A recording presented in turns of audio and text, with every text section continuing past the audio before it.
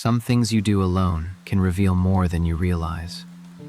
Not every quiet habit is random, strange, or meaningless. Sometimes your real mind appears when nobody is watching. Leonardo da Vinci understood this before psychology had words for it. This is not about being better, louder, or above anyone. It is about noticing what most people walk past every day. By the end, your quiet habits may finally make sense. Number 1. You notice small details before anyone asks you to. Leonardo watched hands, wheels, water, faces, shadows, and moving cloth. Today, you may notice a tone, glance, crack, or silence. Different worlds, same habit. Your mind catches what others miss. Observation means you see what others miss before you even speak. That does not make you cold. It means you are still watching. This is why rare minds often notice first, then explain later. But noticing is only the beginning. The second habit goes deeper. Number 2. You take things apart inside your mind first. Leonardo did not just see a wheel, he imagined its hidden motion. He watched how parts touched, moved, failed, and changed each other. Today, you may do this with objects, people, or conversations. You replay what happened, searching for the moment everything changed. Different problems, same habit. The mind opens things from inside. This is why rare minds ask why something works, not just how. A rare mind does not stop at the surface of anything. Maybe you seem quiet because you are still taking everything apart. But this habit gets heavy when nothing feels simple anymore. This is why small moments can stay in your head for hours.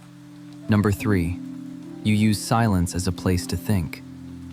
For Leonardo, being alone was not empty. It gave him space. Today, you may need silence before your thoughts become clear.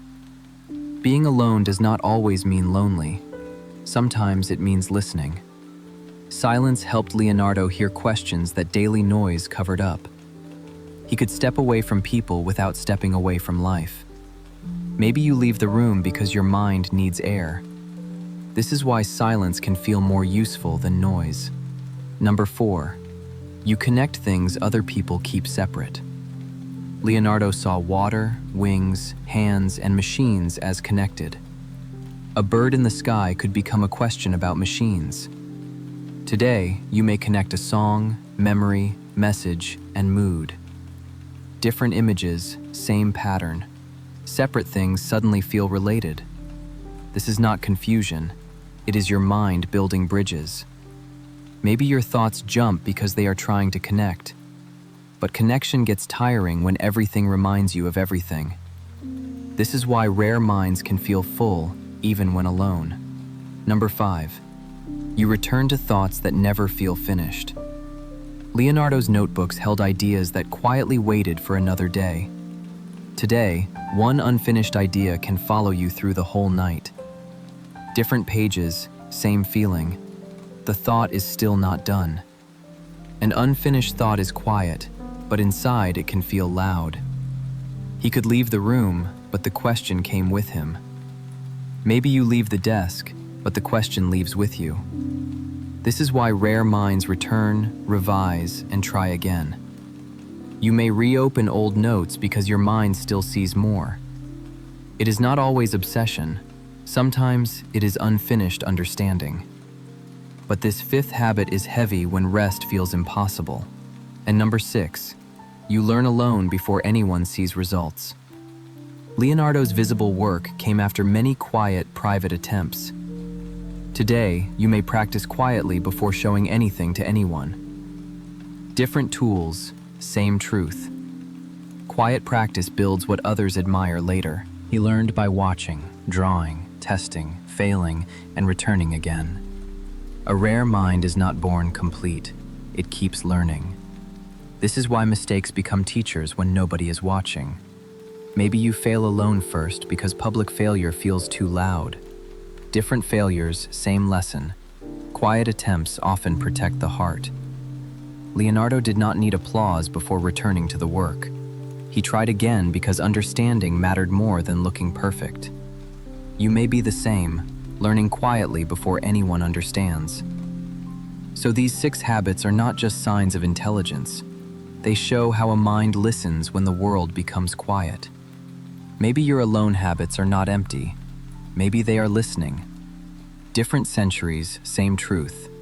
Silence can reveal how you think. A rare mind is not always loud, fast, or confident. Sometimes it is quiet, careful, patient, and deeply awake. This does not make you better, but it may explain you. Leonardo was not rare only because he made beautiful things. He was rare because ordinary things became questions in his mind. Maybe your quiet moments are where ordinary things become questions too. This is why his solitude was active, not empty or wasted. Alone, he could watch the world without rushing to answer. You may need that same space before your answer appears. The rare mind often waits, watches, and then finally understands. But a rare mind can also become tired from noticing. Seeing more can be beautiful, but it can also feel heavy. Maybe you feel drained because your mind keeps scanning everything. Leonardo's mind was rare, but it was still human. This matters because rare thinking should not become a prison. You do not need to prove your mind by staying restless. Even the deepest mind needs moments where nothing must be solved. A rare mind is not about always knowing the answer. Sometimes it is about staying curious without losing yourself. Maybe you can stay curious without carrying every detail alone. Across different centuries, the same lesson returns. Curiosity needs space and rest. Leonardo shows us that intelligence can look quiet from the outside. Maybe people only see your silence, not the work inside. A rare mind does not always ask for attention before working.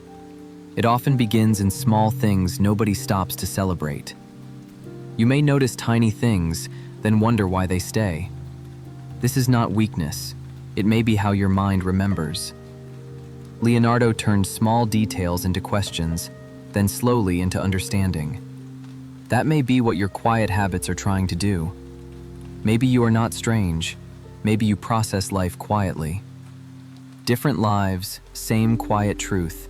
Your mind needs room. A rare mind is not proven by noise, speed, or attention.